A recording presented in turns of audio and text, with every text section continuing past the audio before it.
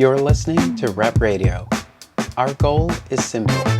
We support, promote, engage, and inspire the arts community by igniting the ghost light that shines on the stages of the up-and-coming, the unsung heroes, the brilliant writers, and the dynamic designers. Our podcast breaks the fourth wall to give you an inside look at the plays and the players. Stay tuned. Rep Radio is on the air.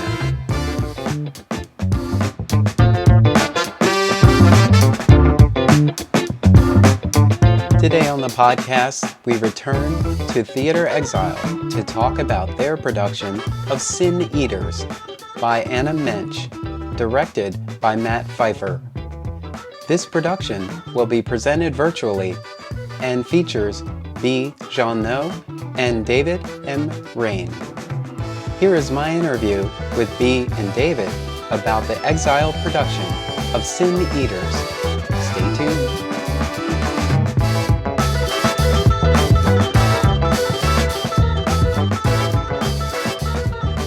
Welcome to Rep Radio. I'm your host, Darnell Radford, and today I'm in the virtual studio, and that is Studio A, with B. Jeannot and David M. Rain. And we are here to talk about the Theater Exile production of Sin Eaters. And B and David, welcome. Welcome to the virtual studio. Good to be here with you, Darnell. Thanks for having us. Hello to everyone. I love Theater Exile. Apparently, Theater Exile likes me. I'm really glad to sit down and chat with you both about this show. So before we get into that, let's just sort of recap. Let's look at 2020 in the rearview mirror just real quick and tell us what you have to. only to tell us what you've been up to and if you've had any opportunities to invest in yourself in the past year. Absolutely. So, at the top of the year, I think David and I were both lucky to have entered quarantine in a bounty of creativity. David was doing a lot of commercial work and had a lot of on-screen momentum and auditions. And I was coming off of Babel, the last live production at Theater Exile. So going into quarantine, I think we had a lot of love for each other and also a lot of creative fuel that we had been using that kind of sustained us through the fear of that beginning question of okay, what next? What happens when society goes into lockdown? But then I think because we just are always curious people, just throughout the entire time, we found ways to invest in ourselves as romantic partners and also as artists. We made and found projects throughout the entire time. And early on, actually, we did a quarantine cabaret with 11th Hour Theater Company. Yeah. Cool. That's great. I got to direct David in an outdoor, socially distanced live theater event for Delaware Shakespeare. Okay. So that was a joint project where I got to be director and he was actor. And now there's this where we get to be co-stars. And, we're working from our own home. Our basement is serving as the set. Yeah. And it's just, I don't know, we have found ways to thrive. I don't want to do all the talking stuff. Well, I was actually going to touch base on as you were explaining what we did do, stepping back and looking at it. And what's amazing is that quarantine caused us to create a situation where we were working together. So normally I do more TV and film with peppered theater every once in a while. And, theater is B's main medium. But during the quarantine, we ended up working together, which is something neither of us have ever had the opportunity to do. Yeah, so it's I would be doing something completely different and come home, hey, this is what happened today, and vice versa. But the fact that we're actually doing projects and working together, that's been the new, I guess, level, as you say, that bumps up in our relationship, because it's else, you know, it takes it to a whole nother level. And also, well, I think also, you know, because of what was happening in society, not only because of the pandemic, but, you know, George Floyd's murder and our feelings about race in America, being a multiracial couple, right? Like, I think it sparked a lot for us in terms of like what kind of work we wanted to invest in. And David and his friend Chike also started like a live talk show, like a podcast on Instagram. Yeah, well, it was inspired by the election process.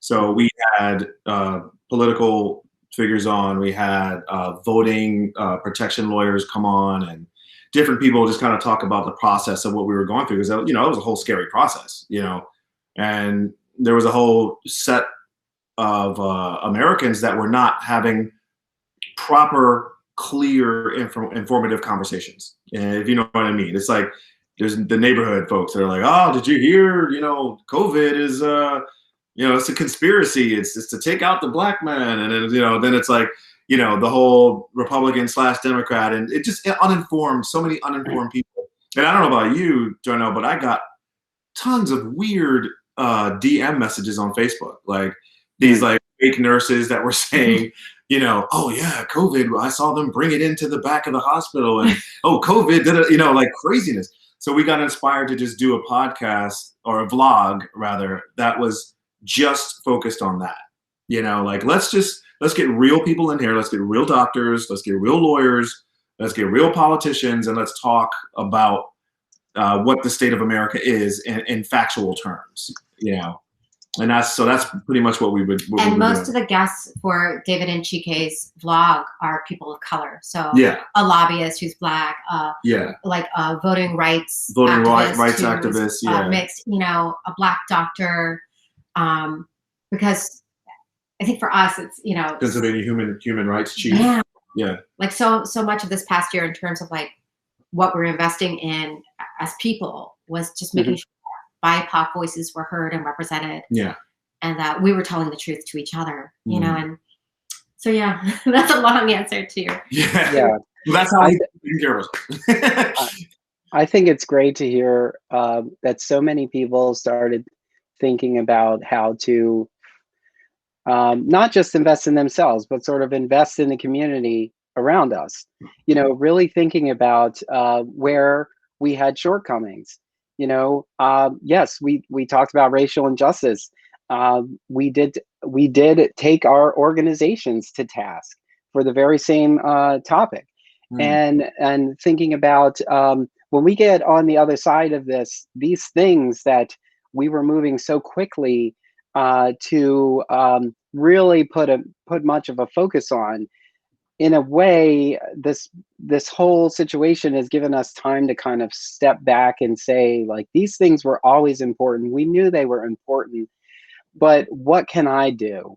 Yeah. And so putting together a blog, getting a podcast, and just having more conversations and having conversations out there, I think is really, I think it's been something that's really been amazing, that has come out of such a, you know, tough and trying situation for all of us.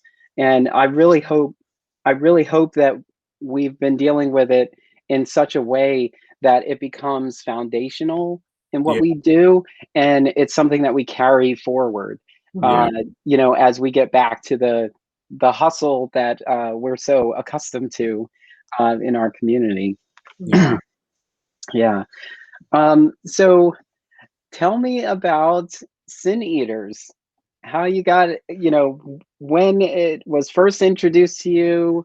What were your first thoughts after reading the piece, and then you know, the whole opportunity to work together in this? Yeah.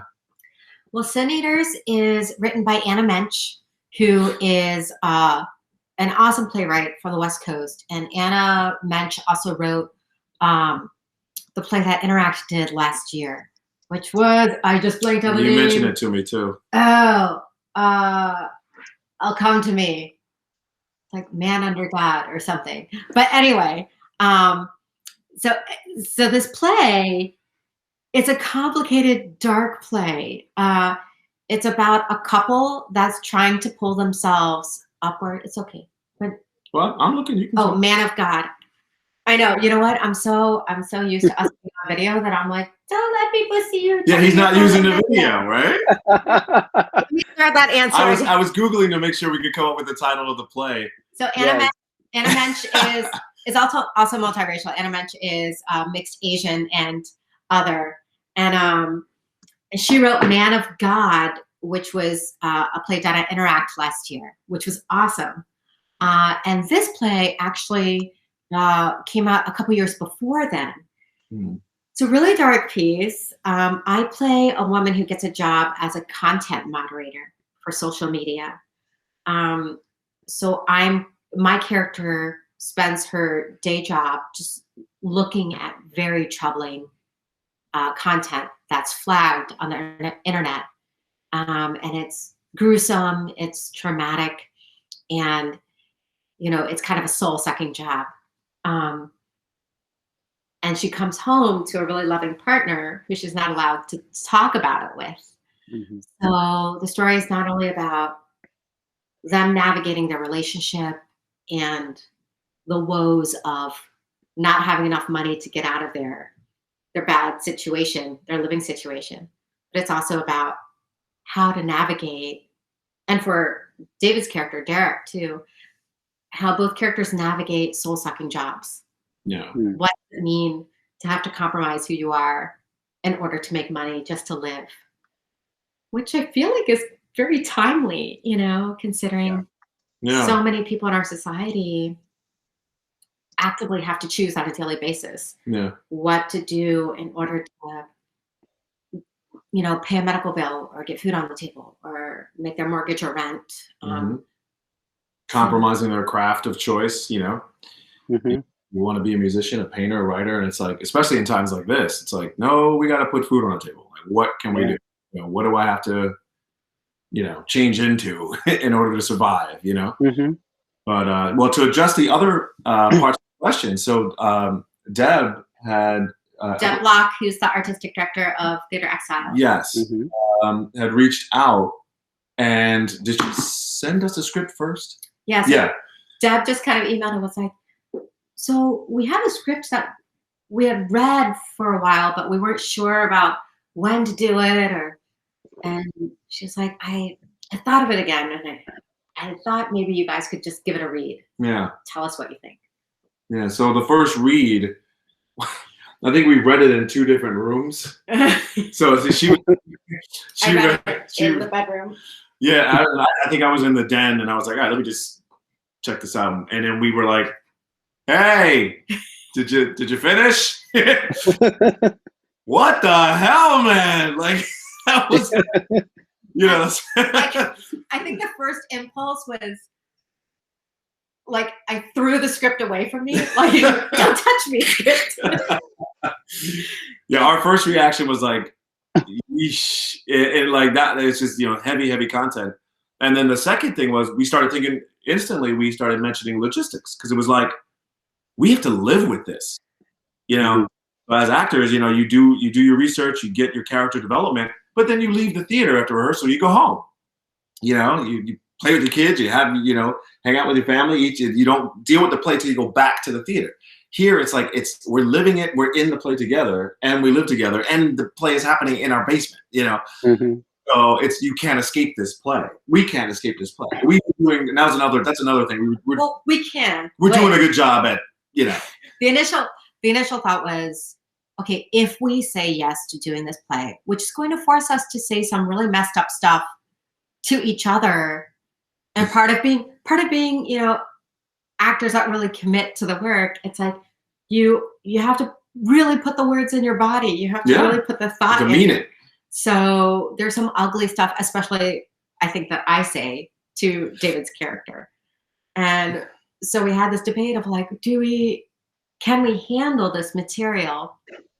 And that's when we had a big conversation about, if we do this, we have to set very clear boundaries. We have to set like we have to enter into the space and say, we're going to work now. Yeah.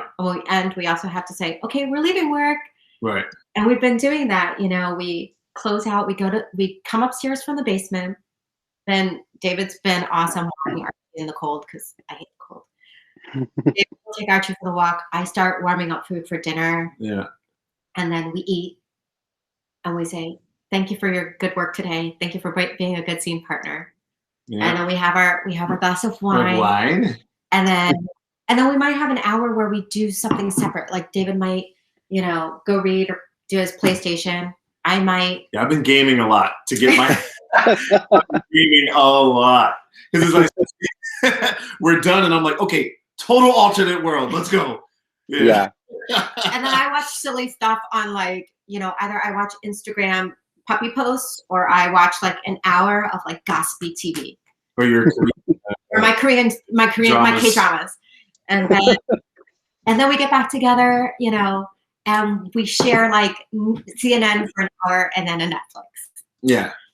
And having that kind of regular people ritual where we acknowledge that we went to work and we come home from work. Yeah. I think is especially important in doing this, like This really kind of material.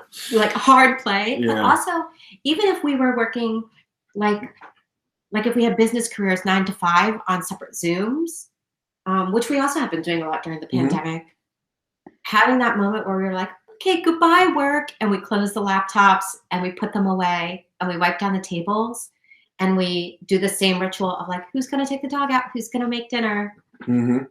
There's that cleansing that allows us to say, we went to work and now we're coming home. Mm-hmm.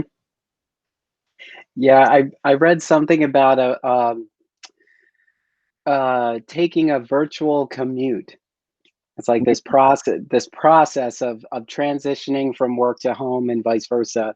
The act of actually getting up from one space and moving into another. And it's great if you have enough space to do it. It's tough if you were trying to save money and you're living right in the heart of the city. So it may be, yes, that we're going to transition this dining table from the workspace to our dining space. Yeah. And it's just so interesting. These are things that we did before, but we didn't really think about them with any real sense of anything. But now they are this routine that kind of keeps us grounded. Mm-hmm. They keep us sane. Yeah. And I was just thinking today, I was like, I'm not overwhelmed by not leaving the house today, but I do have, I have switched roles. I've a different job than I had last year. So I do periodically get out into the world. Okay.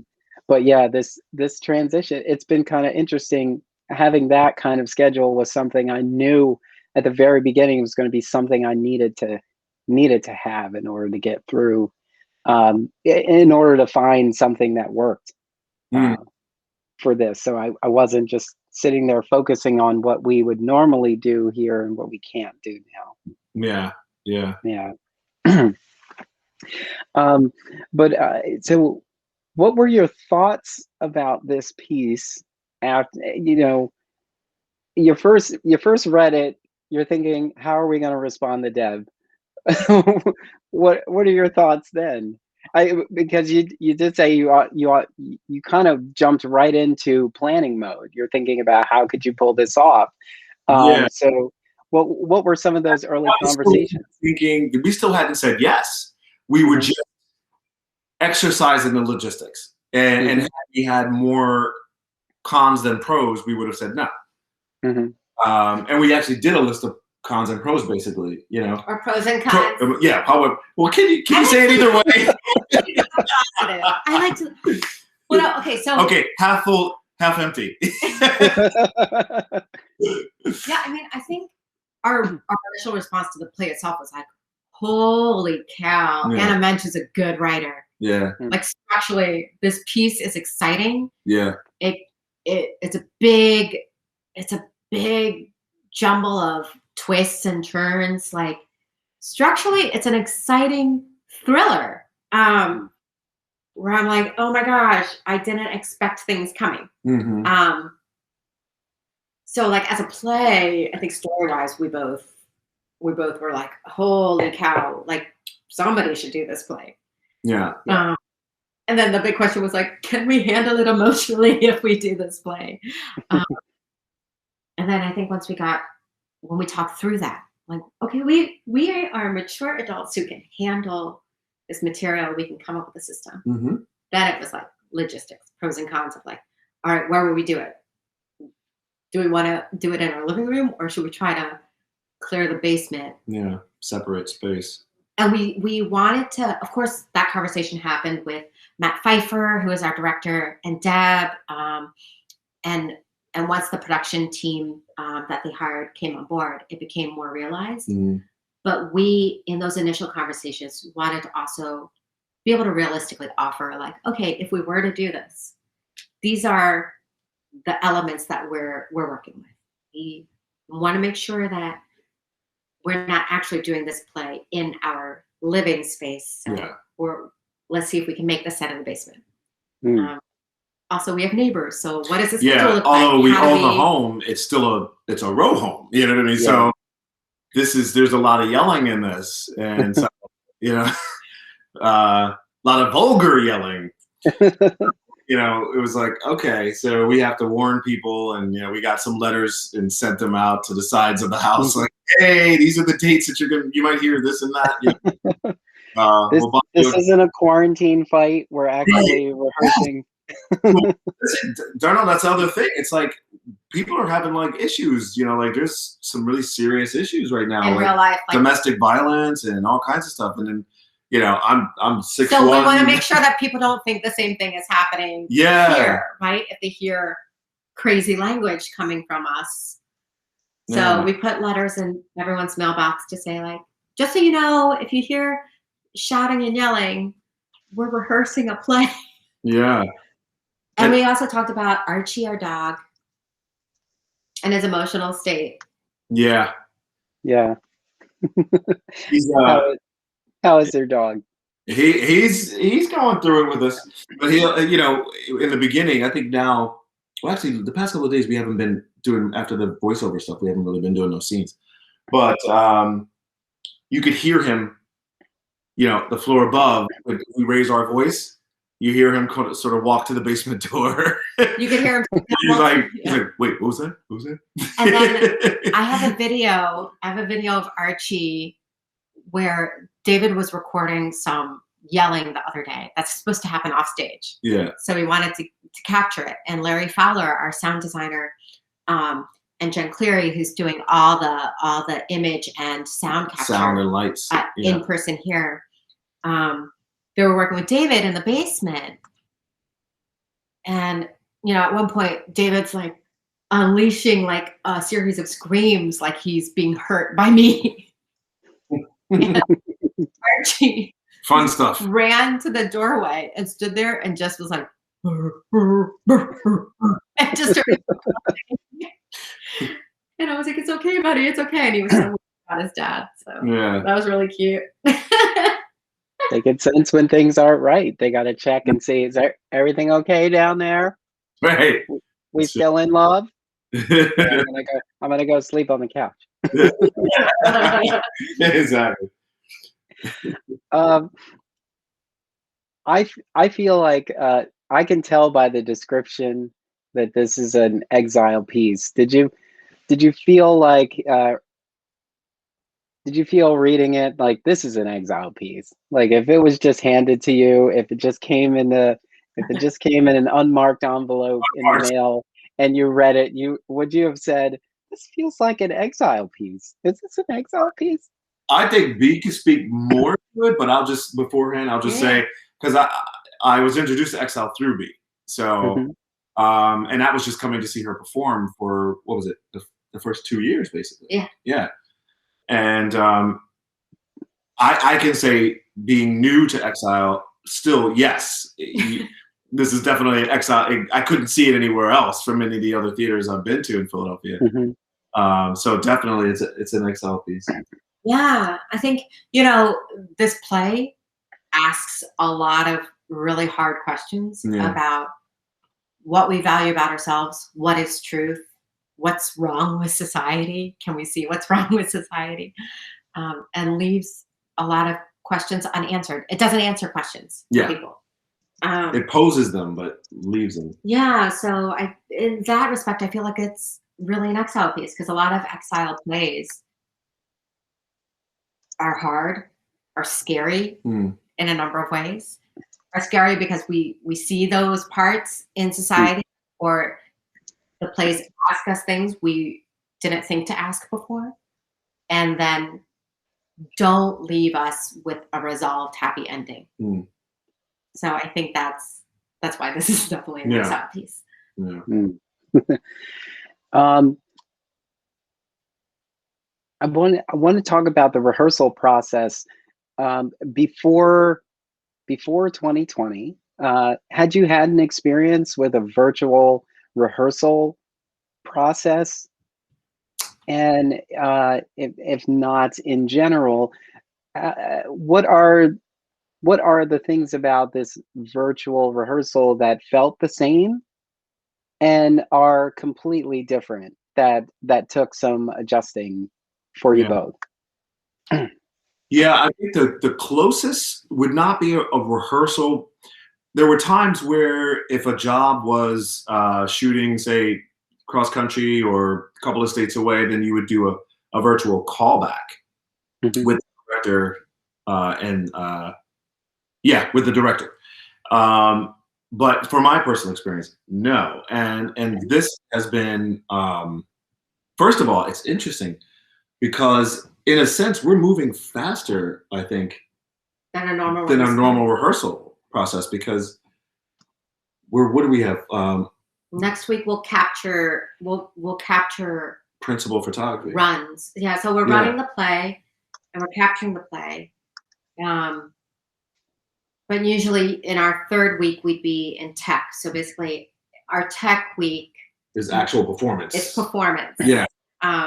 Which is scary. It's scary because also we are learning a new vocabulary. Like when we know that everything's being captured through some sort of camera, we're doing a hybrid between live theater and what we do in film work. Yeah. And it's exciting.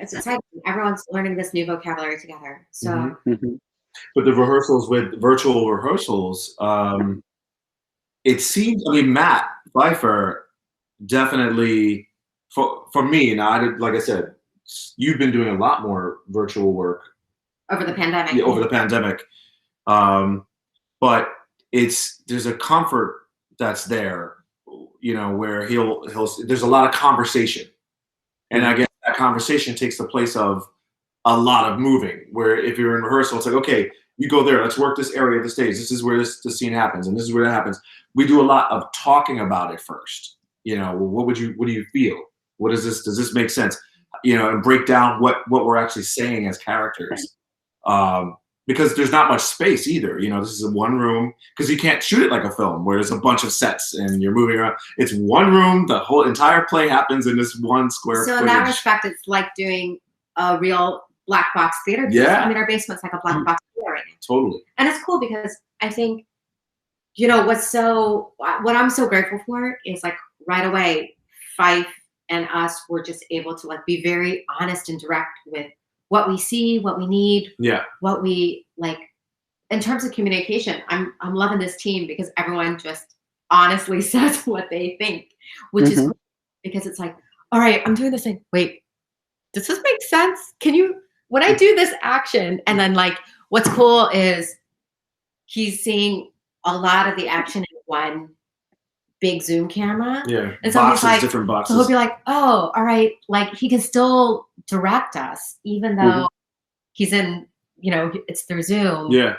It feels like Fife is in the room because he does see everything. And he does even like catch our nuanced behavior when we do something a little, and he's like, oh, I saw you made that choice. Or like, let's talk about this choice because last time you did this thing and this time it was something different. So let's talk about that. So. And that speaks to his adjustability. Yeah. Because, yeah, you know, as a theater director, a lot of theater directors would probably look at the same exact screen and go, ah, like, what's going on? You know, and the fact that he's able to sit and look at these different boxes and go, okay, that's the angle that shoots that. That's the angle that shoots that. Okay, that's coming from there. All right, why don't we try it this way? You know, where somebody else might be like completely confused and like just overwhelmed, you know, by dealing with different camera angles because they're not used to dealing with cameras. Yeah. So kudos to Five. to Five for being able to adjust and thrive. Actually, Yeah, Yeah. so far it's so fun because it really feels like we're actually making something new. Like none of us have done this kind of project before. It isn't film, but it isn't theater, and it isn't production, and it isn't TV. It isn't anything live. It's just this is something that's a grand experiment. Yeah. And I think I feel like it's so exciting in that way that like when you do your first production ever, it's kind of exciting. Like, oh, Yeah. how are we going to do this? You Right. know?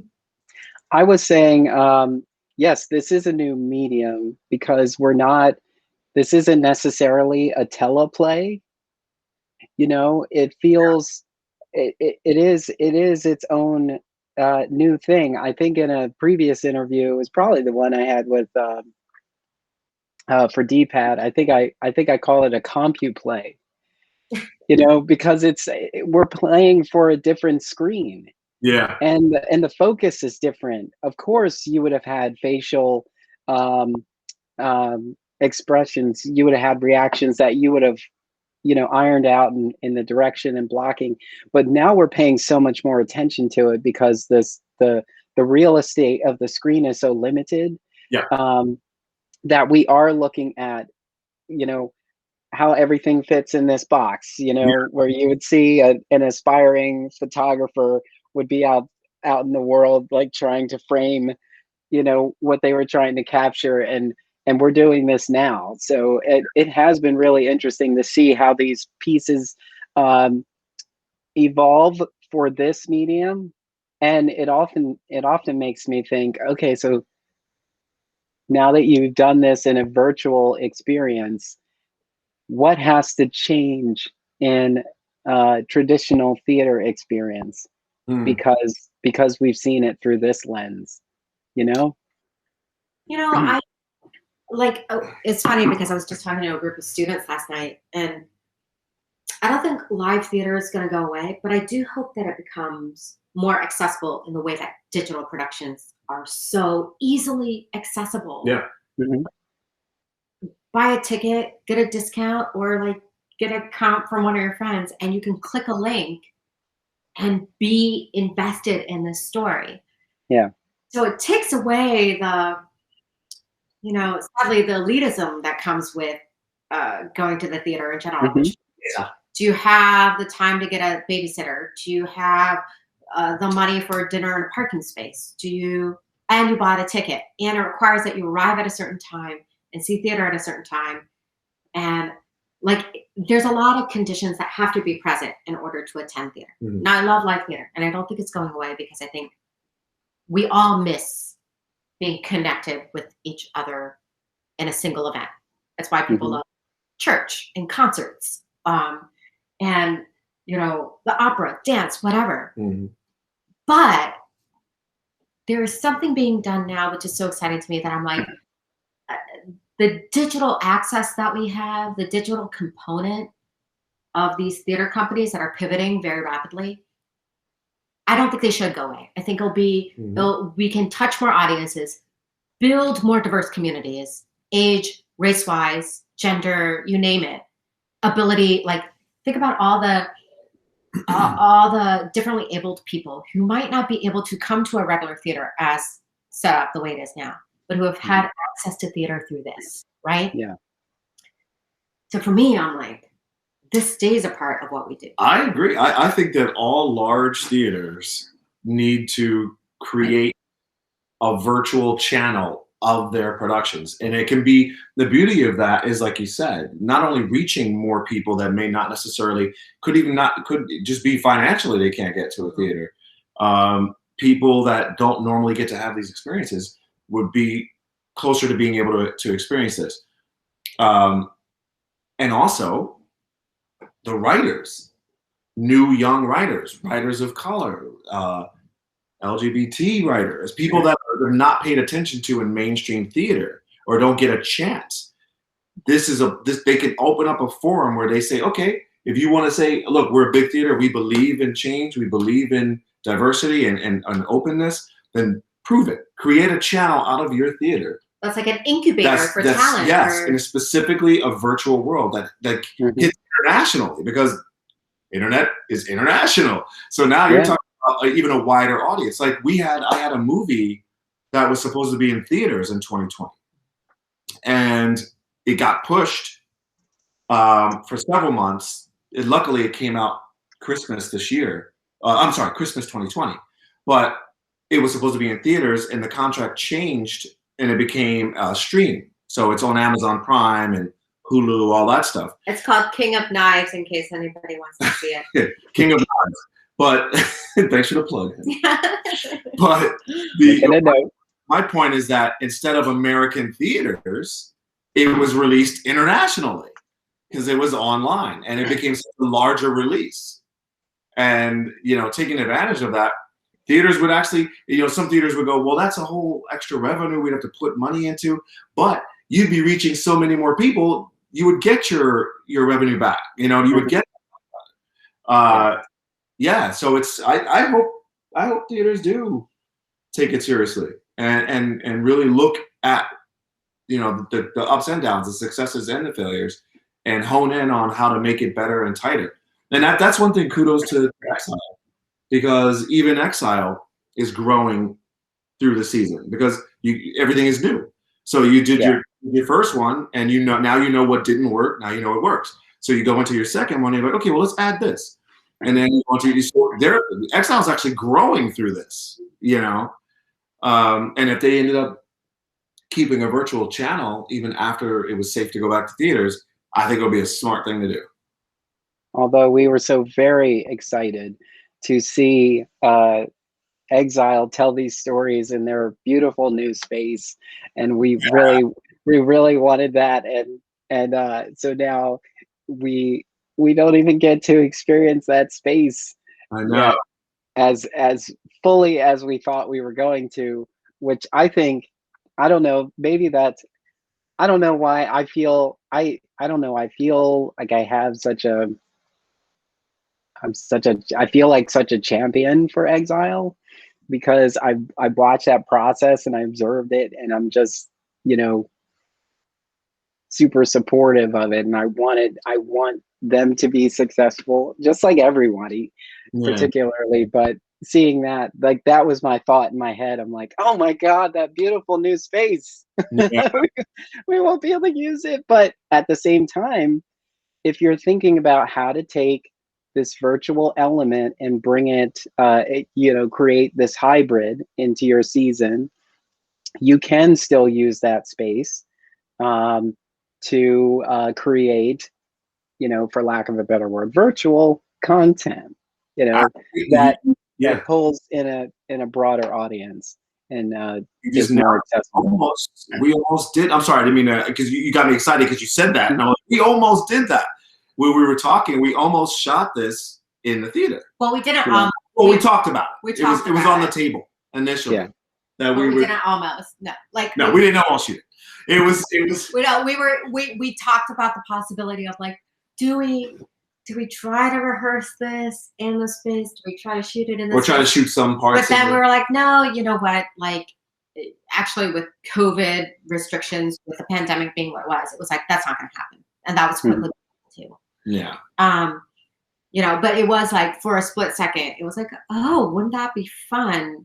And then I was like, oh no, this is like they're like, we're a couple in quarantine, we can shoot this. Yeah, it's much safer. But again, I don't think live theater is going to go away. I think there's a reason why, since the beginning of time, when early man was sitting around campfires warning about the mastodon that would trample the children, theater existed, right? Like, we love being around each other telling stories, and that's part of the magic of theater. Yeah.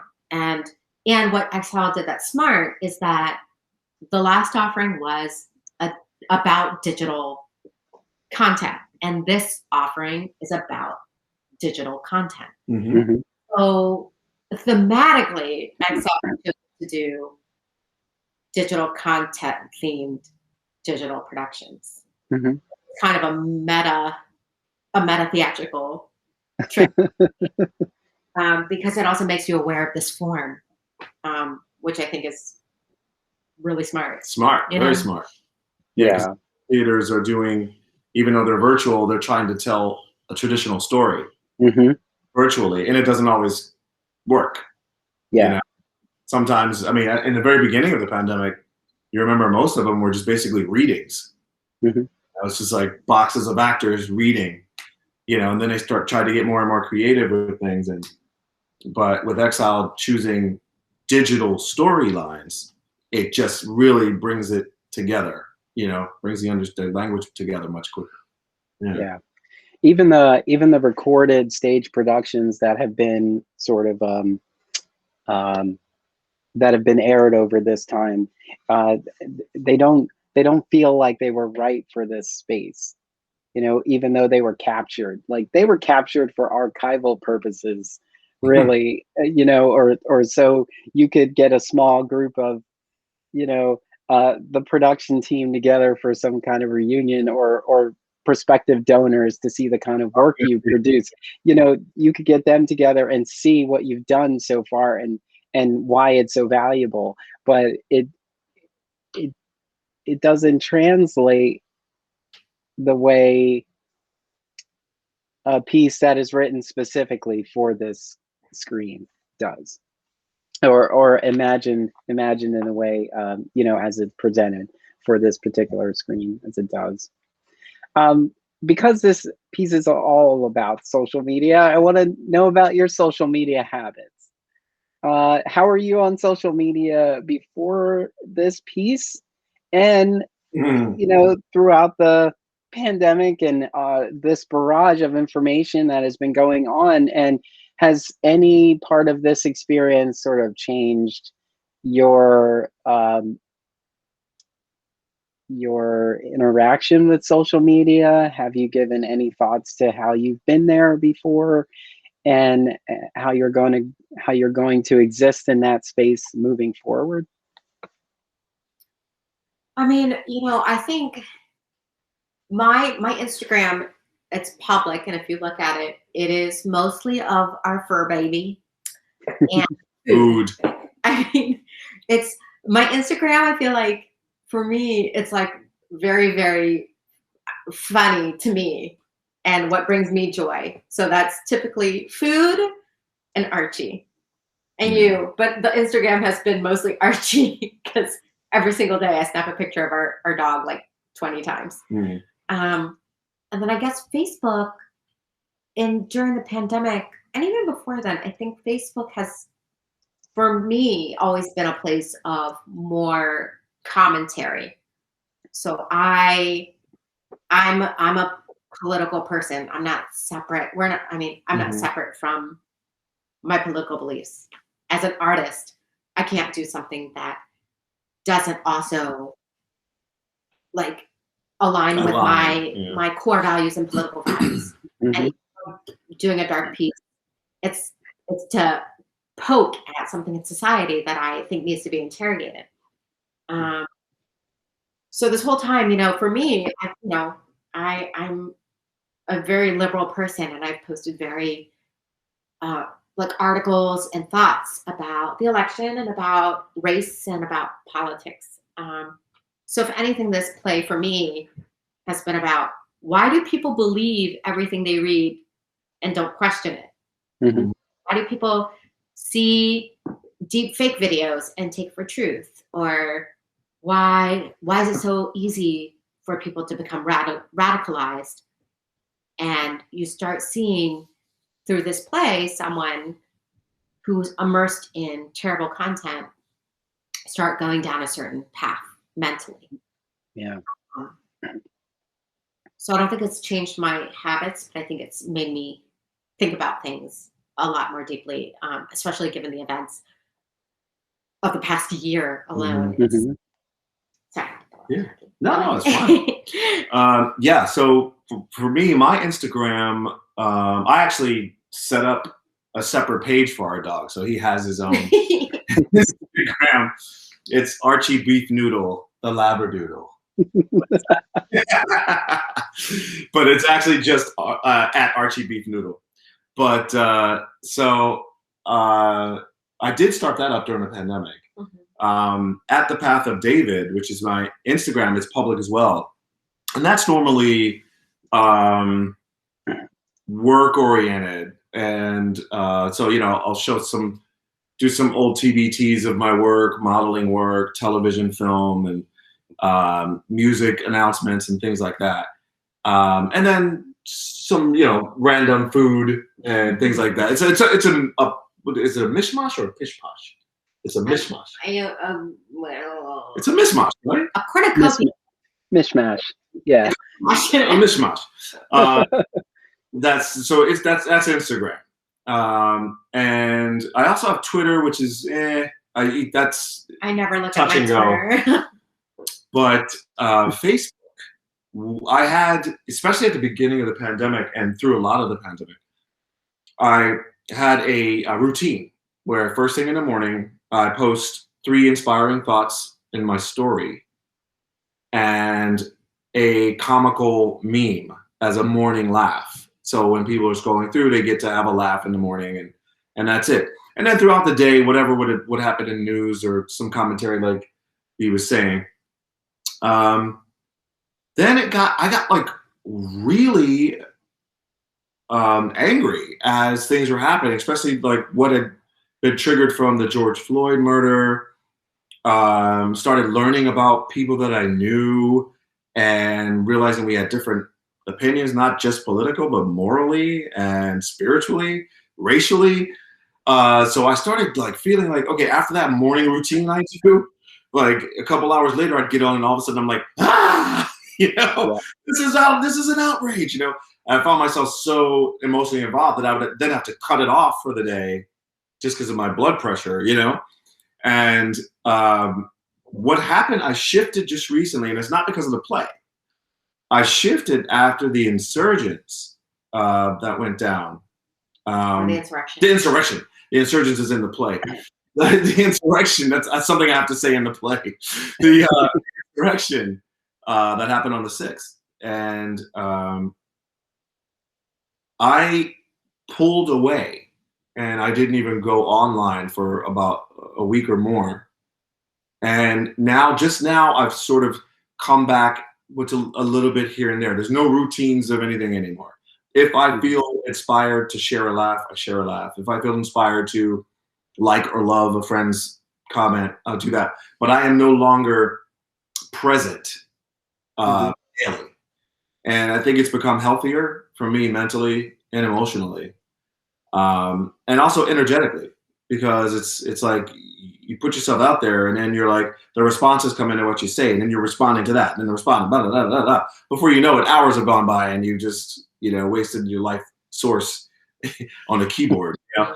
So I pulled away from that, you know, for that reason. But I just didn't want to see anything besides news after that.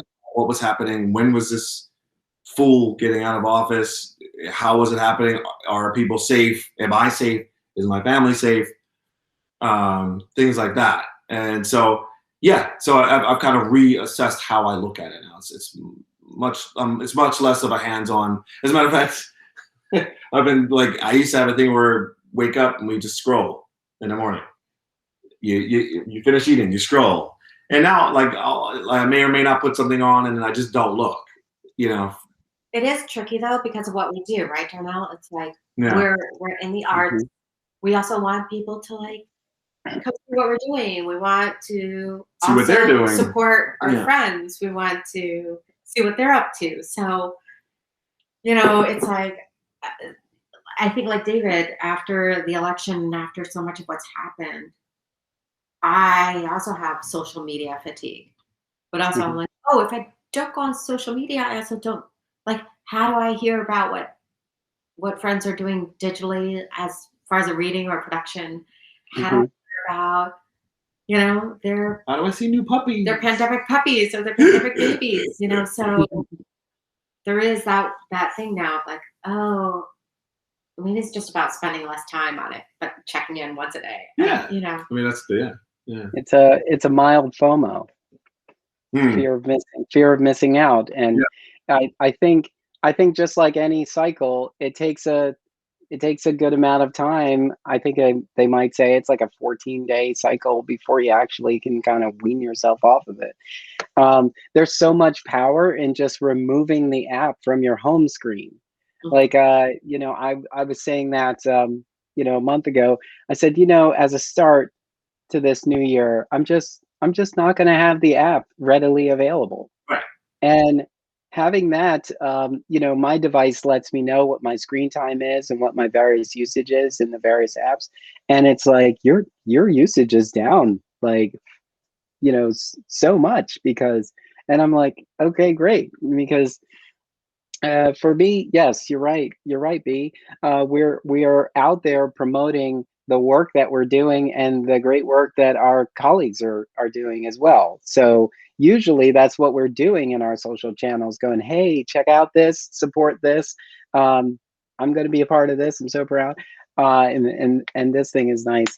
Um, and I think it actually did help that there is this intermission, uh, so that we could sort of step away from it and get back to ourselves and Mm. each other, you know, and being and realizing that, you know what, maybe we don't need to turn this on, or maybe I can put this down and we can have a conversation. Let's have a conversation. Let's have more conversations. Let's try to break through those walls we thought, you know, we didn't have any opportunity to even confront, you Yeah. know. So it is, there's so much, to look at on the negative side, but in hindsight you can find those elements of positivity that came out of this. It's like, Yeah. I'm spending less time on social media. I figured out how to get fed at home, you know. You know, I'm not going to the gym or taking these walks, but I'm doing them in my basement, or walking up these stairs. I never realized what a what a thing this was, you know, that kind of stuff. You know, so there have been things where, you know, I was just looking at my partner saying like, we made it. I think we're supposed to get married now. You can't.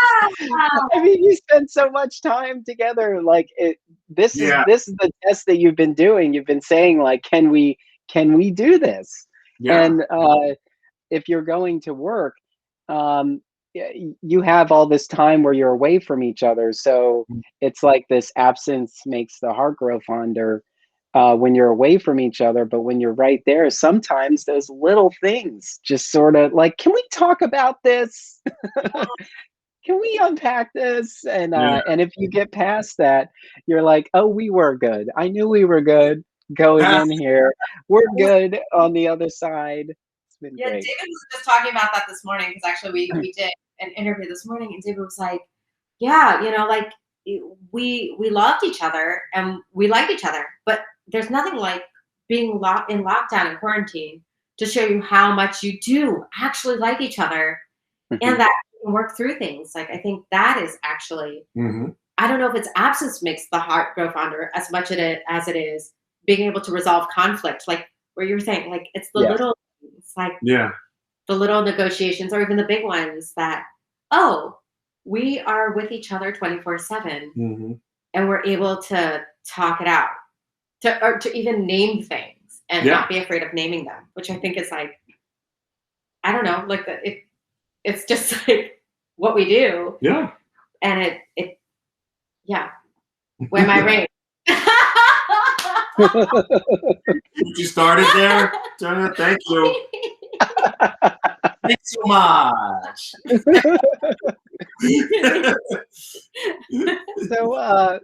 So how do you, so what have you done to pass the time and enjoy each other's company more Have you put together any good puzzles? Have you played any good games?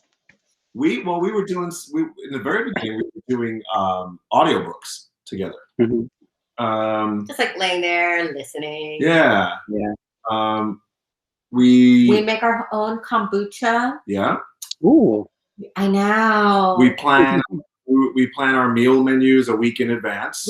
We're so OCD about like food and like getting variety in it. And like I know you love baking and making things at home. And you know, we're like at the top of the week, Sunday, we'll like sit there in bed in our jammies and we'll write out like, okay, what oh, Mr. Rain, what should the grocery order be? All right, we get 1 head of cauliflower, 1 head of purple cabbage, squash.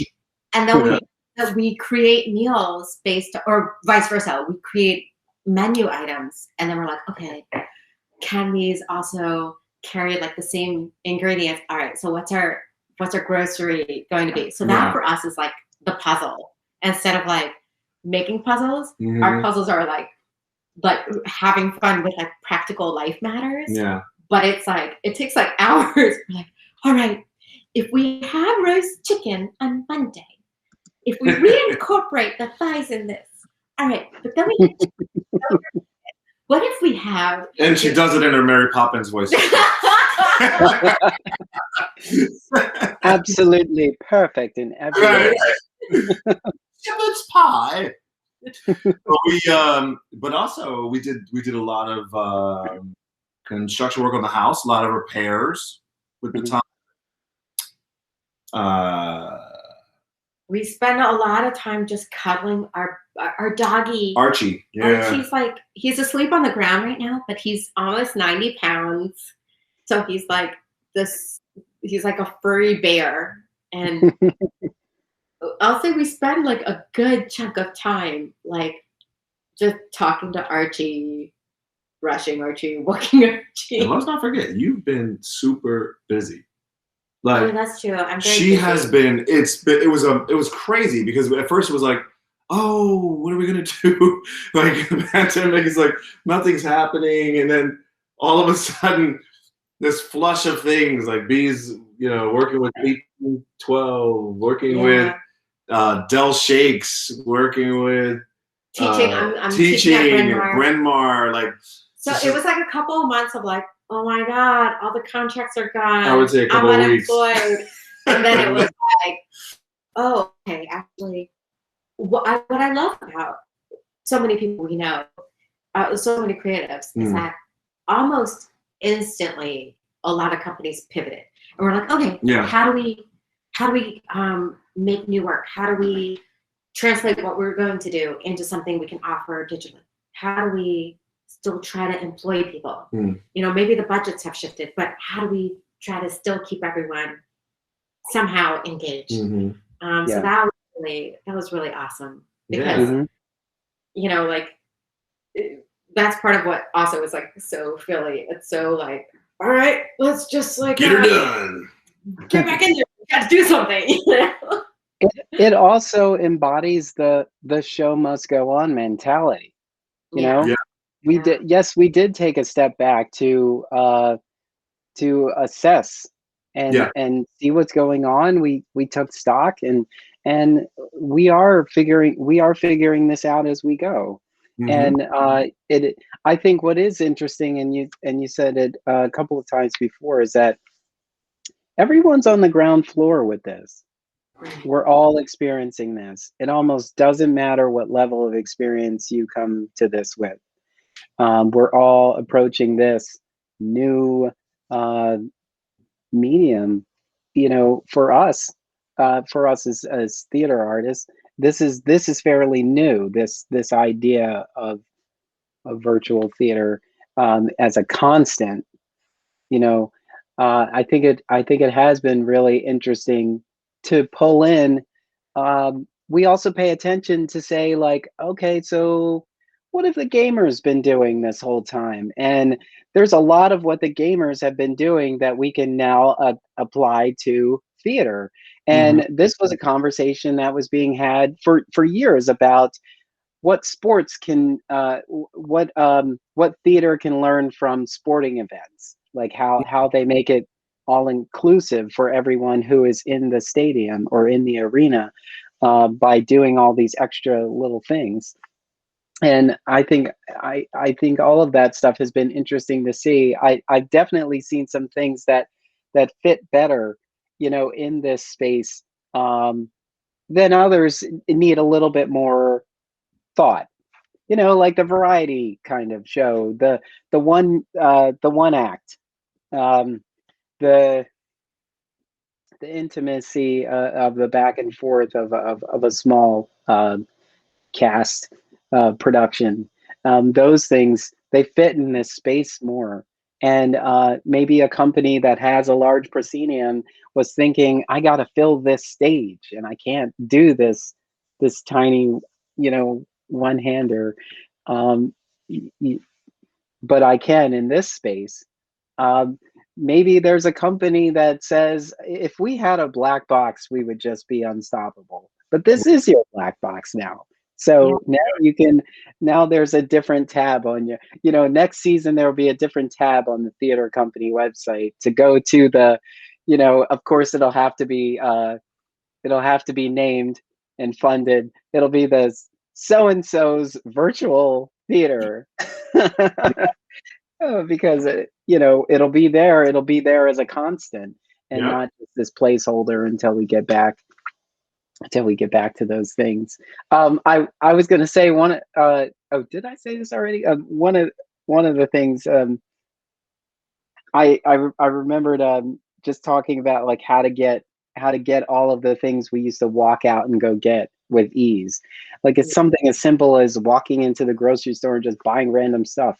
Like you couldn't do that. You had to actually make a plan, because this isn't the thing you just want to actively do because you have time to pass.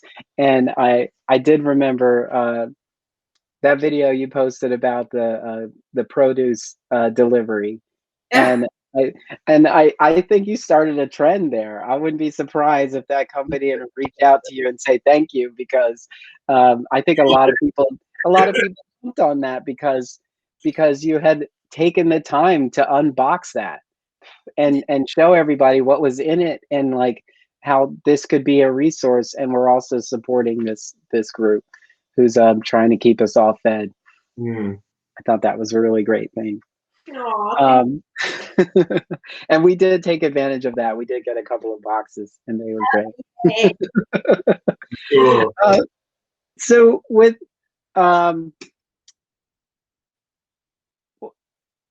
the experience of this piece so far, like we haven't gotten into performance yet, but what are some of the things that with your experience doing this together that you're going to take away from this moving on?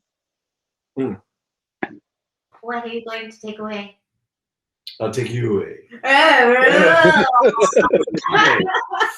Somewhere where the moon never rises. It's sun. No.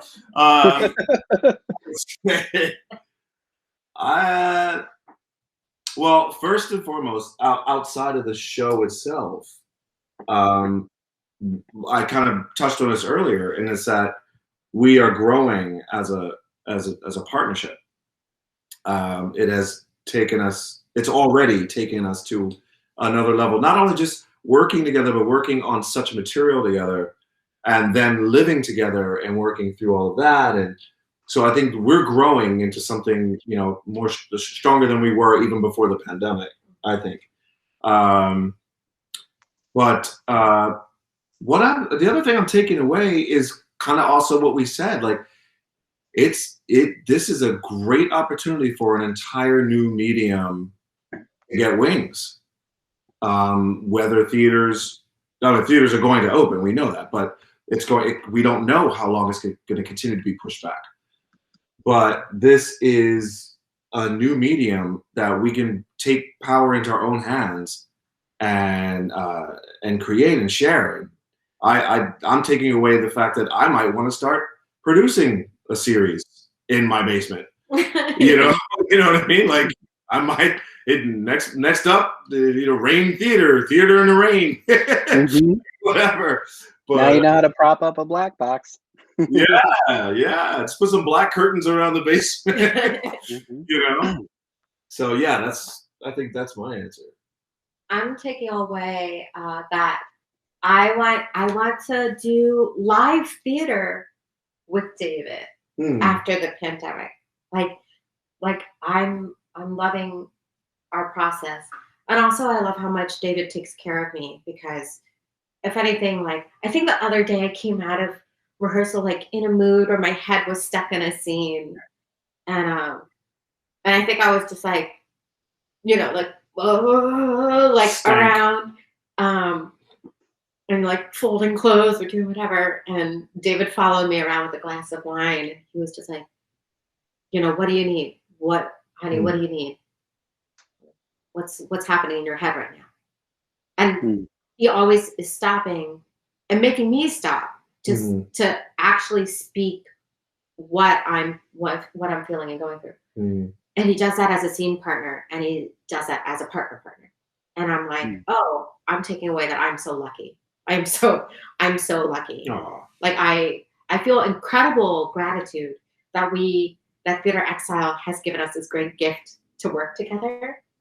And I feel incredible gratitude that we have an amazing artist that lives above us, who is part of this production, Jen Cleary, who's able to capture what we do on film. Yeah. I'm feeling incredibly lucky that we get this chance for the first time to work with Matt Pfeiffer. I've known Fife as an acquaintance and friend in the theater community, but we haven't gotten a chance to do it together. And that my first play with Matt Pfeiffer is also with my partner for life. I mean, so I'm taking away like a sense of, I can't believe how lucky I am. Like we've had such dark days in this pandemic. We've lost people. Like we've been through a really scary election year. We've been through a lot of scariness as people of color. And to be able to enter 2021 with a creative offering that's ourselves and to everyone, I just, what I'm taking away is like I just feel incredible love and gratitude for this guy, but also for you, for this moment that we are able to enjoy together, And we are grateful that the show continues to go on even in intermission. We're so happy that theater companies have found a way to to continue the creativity even through this, which is tough times for some, but opportunities to reimagine for others. And I said before, I think this is great for individual artists to start thinking about, like, how would I didn't really give any thought to my own platform because I was a part of another organization's platform and I was jumping from platform to platform. But now I can think about, how do I do something for me? Like you're right about the theater in the rain. I think it's something like, you put it here. It is here in a publication. We're going to hold you to it. But tell me more about that theater in the rain. When's the next show going to open? That'll be great. Because this is something, this is what we were hoping we would do anyway. We wanted to reach as many people as possible. It wasn't limited to the amount of people that could sit in the theater at one time. It wasn't necessarily limited to the run. And now, we can reach the entire world if our marketing reaches them. So we want to do that. And I think this is great. And I'm so glad that the two of you get to work together on this piece and actually challenge yourselves in these, in this role that isn't necessarily a character that you embody. This isn't a character you embody, but you get to support each other in it. And so that's something that's really great. The production is Sin Eaters. It is written by Anna Mensch. It is produced by Theater Exile. It is on stage February 11th through the 28th. The opening night is February 17th. you can go online at Theater Exile, and that is theaterre.org to get tickets and set that up and tune in. Theater is where it's at with Exile. Bijan No, David M. Rain, thank you so much for taking the time to chat with me. This was great. This is my first interview of the year. And so I was really happy to sit with such a wonderful couple to sit and chat. This is great. And I'm looking forward to this production just as I looked forward to the last production. And I can't wait to see what you all do, because there's definitely talks about these there are these interesting elements that the production team plans to do in terms of telling this story, and I'm really interested in seeing that, see the production team's creativity shine as well as your talent on the screen. So thank you so much. It was really great chatting with you both, and I really appreciate your time. Thanks so much. Appreciate you. Such Thank a pleasure. You,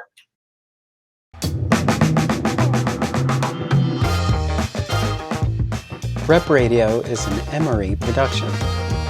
You can find Rep Radio on social media at Rep Radio on Facebook, at Rep_Radio on Instagram and Twitter.